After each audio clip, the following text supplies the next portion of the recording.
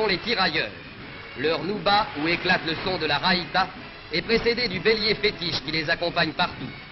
Chez eux non plus n'éclate pas maintenant le luxe ornemental du costume arabe qui fut depuis l'origine leur uniforme traditionnel.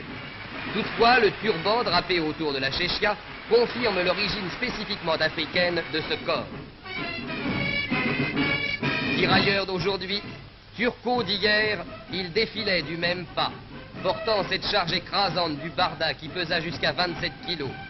De leur première unité, créée en 1839, devaient naître successivement 28 régiments algériens, tunisiens et marocains, enfants tous de la même famille et de la même glorieuse filiation. Ils furent les premières troupes d'Afrique à faire partie d'un défilé triomphal à Paris au retour de la campagne d'Italie.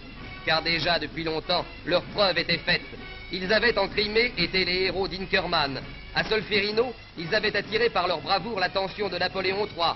Ils étaient, au mauvais jour de 1870, héroïques jusqu'à la mort à Wissembourg et à Reichshoffen.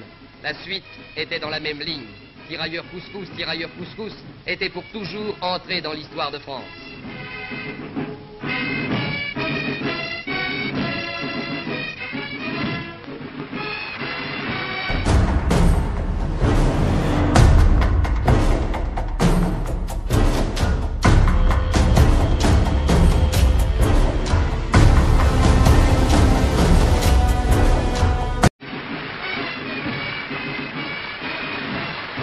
Et voici d'autres silhouettes. Les spahis. De ceux-là encore, le costume est légendaire.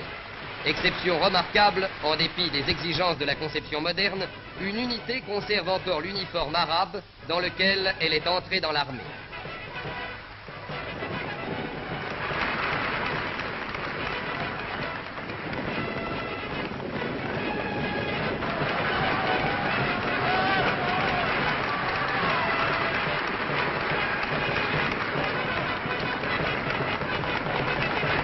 C'est peut-être ce miracle de l'uniforme qui raccourcit pour les spahis le long cheminement de l'histoire. Le spahi d'aujourd'hui fait penser à Youssouf, le général au grand cœur qui fut le véritable créateur des escadrons dont on devait voir plus tard les burnous rouges dans toutes les guerres françaises.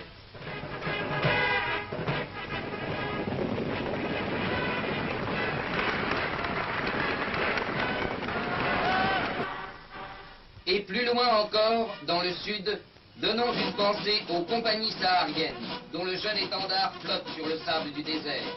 Ces compagnies sahariennes, dont le gouverneur général de l'Algérie, M. Léonard, en présence de M. Brune, ministre de l'Intérieur, et de M. de Chevigné, ministre des Forces armées, célébrait récemment à Ouargla le cinquantenaire.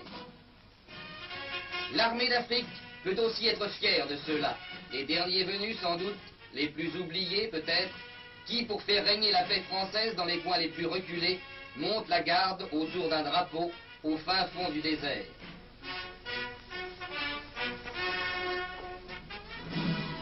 Mais au-delà de ces images fragmentaires, s'en ajoute une autre, plus émouvante et plus grandiose, celle de cette marche au drapeau, où se retrouvèrent un jour à Marnia, sous le burnou ou la djellaba, des milliers d'hommes qui avaient porté la veste et le dolman d'uniforme.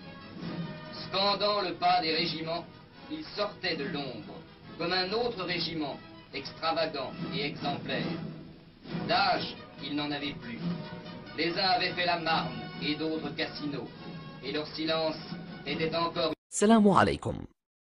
لا تنسوا الإعجاب بالفيديو والاشتراك في القناة تشجيعا لنا لنستمر بنشر المزيد إن شاء الله.